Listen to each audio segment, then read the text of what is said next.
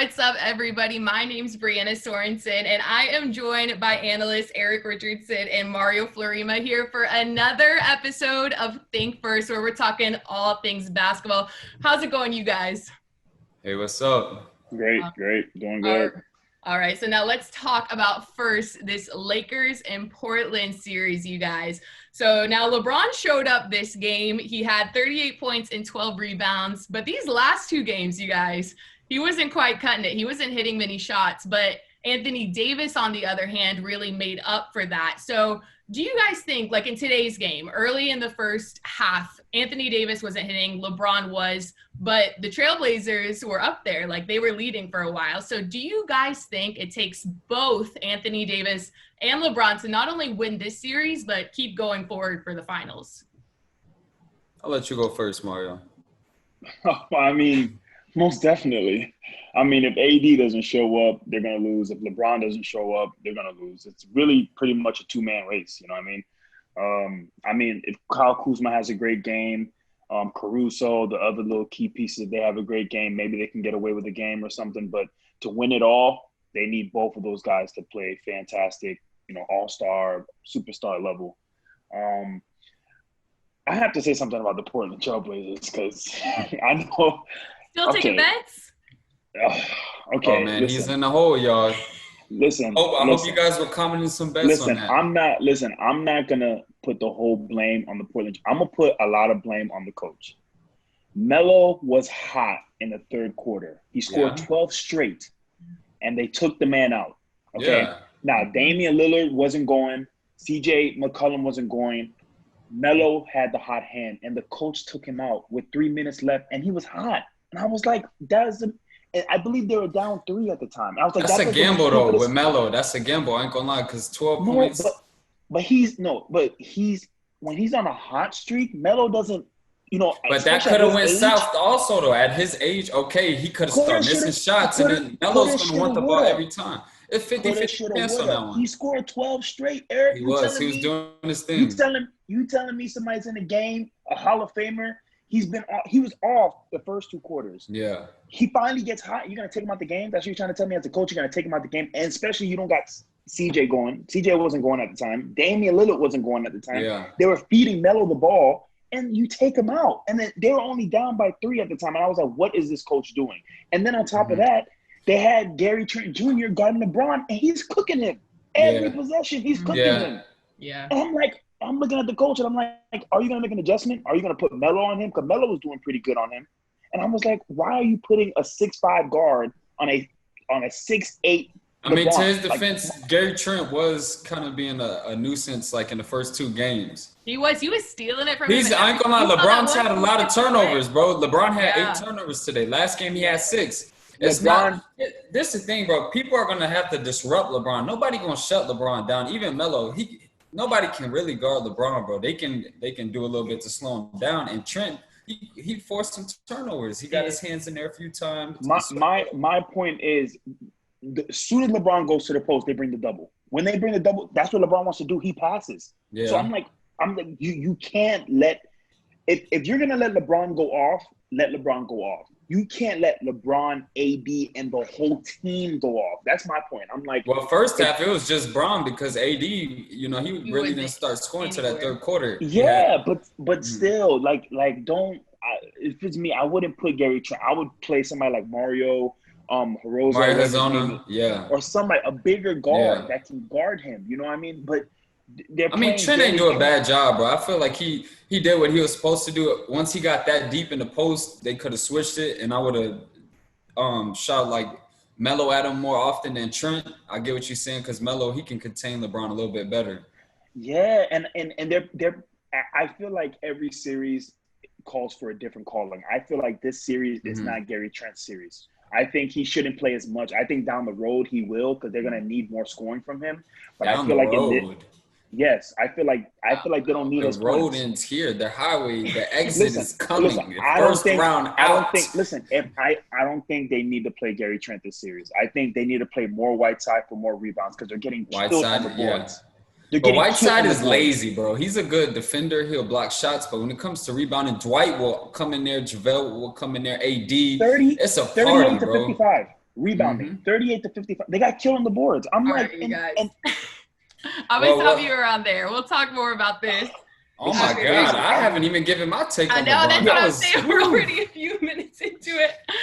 But you're starting this one, all right, Erick? You're starting out with this one. Well, we got to come back because I got to talk about LeBron because I know America wants to hear it. You want to go now? We can go into it. Yo. Let's go straight into it. Listen, America. Yes, this is worth it. I've been saying this for the longest. Every single playoff, you're going to get a different form of LeBron. And this was the LeBron that's needed to win a championship. We need scoring from LeBron. LeBron had 20-something going into halftime. He had 30 before all these other players were catching up to have a good game. Dame, CJ, they had great games. So did AD, but LeBron was chilling, bro. 30-something, like 8 and 12. That's the form of LeBron that I need to see. Ultra aggressive, scoring and attacking the basket so then he can draw and kick. I don't want to see a passive LeBron at the top of the key trying to set up plays. What I saw today from LeBron, that's championship. That formula right there, that's too much. AD and LeBron overdose, nobody can stop that. I am putting 50% of that loss on the coach. It's his job to, control matchups. It's his job to control who's hot, who's not. That was on him. That was a terrible substitution in the third quarter. Sorry to tell you this, but the Trailblazers are done for. They're done for. They might be. If they're, I'm not gonna lie. I lost a lot of money. That's what I have to say. Hey, my prediction was Lakers were gonna get in 7, but if they can take care of it earlier, I'm happy. If they could just fix their rebounding and they could make some minor adjustments in the rotation, I feel like they can turn the series around. They don't need Gary Trent to be playing all of those minutes. Play Mario a little bit more. It's a better matchup. Play Melo on LeBron a little bit more. It's a better matchup. Play bigger guards. They could really use Trevor Ariza. It's really showing. They could really use Trevor Ariza, but we got to do what we got to do. So I really think they need to just, make a minor adjustment in their rotation. We'll see, you guys. We'll see. But let's go ahead to the next matchup, Clippers and Mavericks. All right, you guys. So can the Clippers win without the help from Paul George? He shot 7 for 33 in the last 2 games, which is ridiculous. But in Kawhi's postgame, he said, well, he's able to contribute in other areas, so we don't need him shooting. Do you guys really believe that they can, if Paul George continues to miss these shots, will it cost them this series? Absolutely going to cost them the series. If Paul George does not step up, last game was a heroic effort from Kawhi to go ahead and get that win because the Mavs were hitting on all cylinders. They definitely need Paul George to give them at least 20 points in order for them to cruise to the next round. It's a tough matchup. The Mavs are serious. Yeah. Mario? I don't know. I don't think they need Paul George because I think the way Luka is hurt, I think, I already thought that Dallas was shorthanded. They needed another star. I feel like if Luka is not playing at an all-time great level of play, like, Kareem Abdul-Jabbar numbers and all this crazy accolades that he was accumulating before his injury, if he's not playing like that, they have no shot. And I don't think even with Porzingis giving them 30, because they could have easily won that game. They was in the game. They don't have enough. With Montrezl Harrell coming back in rhythm, it's getting dangerous. It's getting really, really dangerous for them. So no, I think Paul George can, and I think Paul George knows it. And at the same time too, with Lou Will playing great, Kawhi playing like MVP level like he usually does in the postseason. I feel like Paul George is saving his energy and is just taking a chill pill right now. So I don't really think that they really need him, but in the future they will. But this series, no. They don't need him.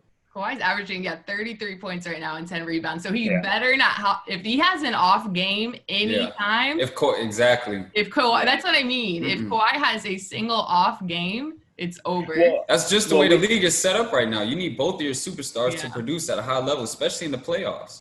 But let's not forget though, they have 2 other guys coming off the bench that can give you 20 or 30. Lou Will, Montrezl Harrell, they have plenty of.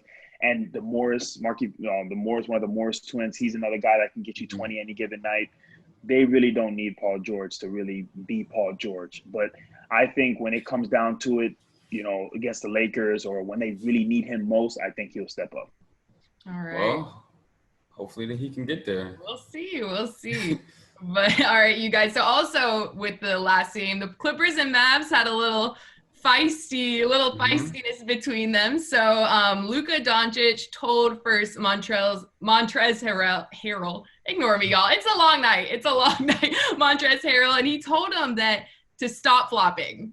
Okay. And then he came back later in the game and called him a B word, A word, stressing on the white boy. He said white boy at the end of it. So if you guys think if the roles were reversed in this stance, would there have been disciplinary action? What do you guys think? Most definitely. I really think so. I feel like in every man's life, especially on the basketball court, there's boundaries. I think, in the heat of the battle, words can be exchanged, but there's a couple things that are that's a guy code or just an unwritten rule in basketball that guys know not to cross. One is the B word, one is obviously the N word, and one is the W. That's just that's kind of. I think it's too much. I think Montrezl was very, he was wrong for that. I think if Luka was to say that, vice versa, I think we would be talking heavy social media, disciplinary, oh my God, So yeah, I think there's a double standard there, and I think Montrezl Harrell was very wrong for that. But I mean, I don't know. Are they going to find him? Or are they going to? I don't know what to say. I mean, are they going to find him? Are they going to let it go? But I know for sure that if it was Luka, for sure he would be fined over $100K, all the suspension, all that.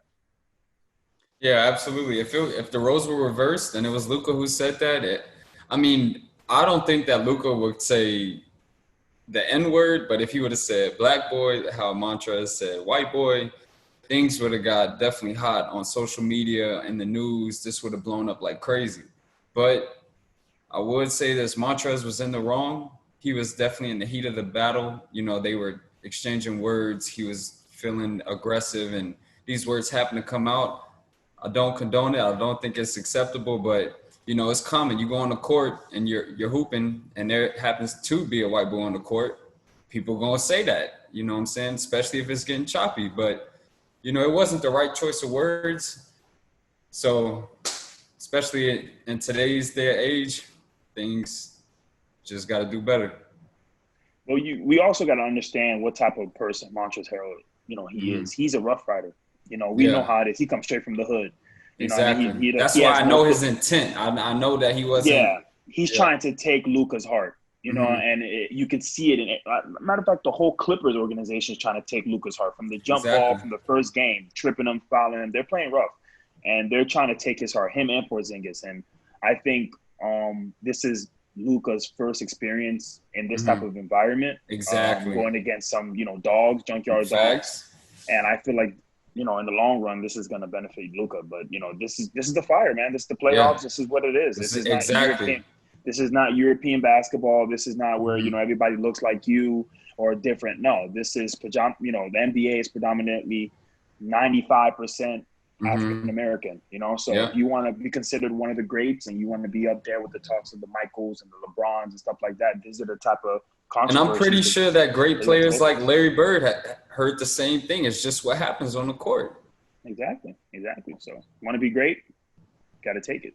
All right, you guys. So on Thursday, the Minnesota Timberwolves got that first round draft pick, you guys, that first pick. So let me know, who would y'all pick first of all is that first pick? Well, if I'm Minnesota, you got to ask yourself, can LaMelo play with D'Lo? They're kind of similar players. So I don't know if they would necessarily take LaMelo unless they want to package and do some sort of trade. But if I was Minnesota, I would take Obi Toppin, to be honest. A lot of people are kind of sleep on him, but he has great frame. He's like 6'7". He can shoot the ball, athletic. His body is here now. There's not much potential. He's ready. Right now, he's ready. How about you, Mario? Who would you pick for first pick? Yeah, I totally agree with Eric. I would take him at number one. He's ready. He looks ready. His, physique, athleticism, scoring ready. He looks NBA ready right now. And I think Minnesota already has two key cornerstones with Karl Anthony Towns and Russell. So I feel like he would fit right in as the third star. And I think he's mainly ready, but it's tough. I think LaMelo Ball is ready too. I mean, he has experience. He's played overseas. He's probably we can argue that he's probably a little bit more ready than him. You know what I mean? So, I mean, it's kind of tough. I mean, you can't go wrong with the 6'8" point guard that can do it all, pass, shoot, do it all, and he's box office. He's going to bring ticket sales and all that. So I feel like you can't go wrong with either pick. From a business standpoint, yeah, exactly. Yeah. Now, if you're Golden State, are you keeping your pick or are you trading it off? Golden State needs all the help they can get. They don't have a choice. They lost KD. They better get that pick and more. They need all the help. They're not in position to trade any picks. Listen up, you guys. If you get LaMelo Ball, put him at the 4. Despite how much I love LeBron James, I've always been a Warriors fan.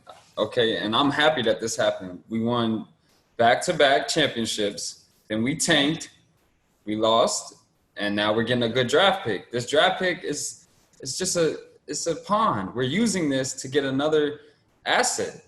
Wiggins, he's out of here. This draft pick is out of here. Steph and Clay are going to get a high player. Watch. Did I just hear what you did? Did you just say what I think you said? Did you just say you're a LeBron fan, but you're a Golden State fan? How does that work? You see that, right? Warriors, OG fan. Oh, he's got the tattoo. Wow. You notice. Wow. Come on, don't play. That looks new. That looks like you just got it yesterday. Yeah. That looks freshly done. I'm telling you, man. That We Believe team, come on now. That ink looks Baron Davis, he was my favorite player.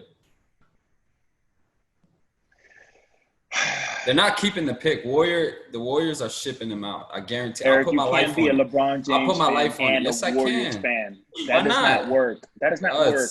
It's beautiful. This past decade has been amazing for me. So what were you doing then? What were you doing during finals?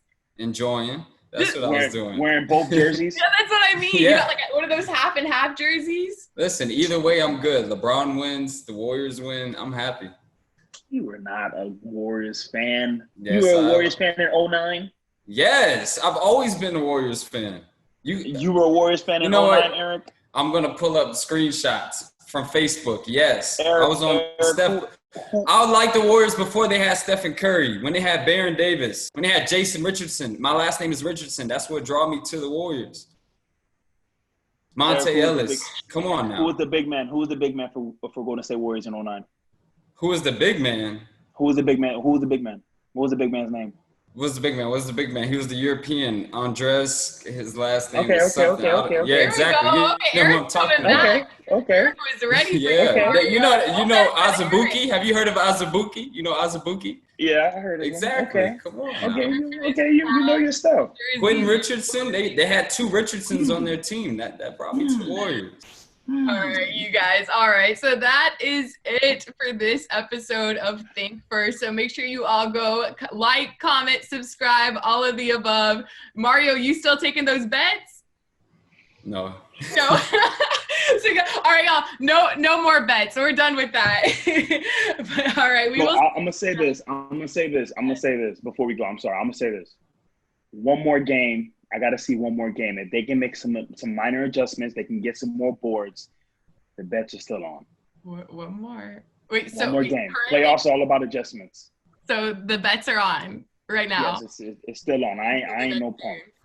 I'm not gonna back out. I'm sticking with my Portland. I believe in Damian Lillard. I believe in Melo. Let's get it. Lakers all right, you guys. So stay tuned for next episode. We're gonna see if Mario is either losing a lot, or maybe getting some. All right, we'll see you guys next time.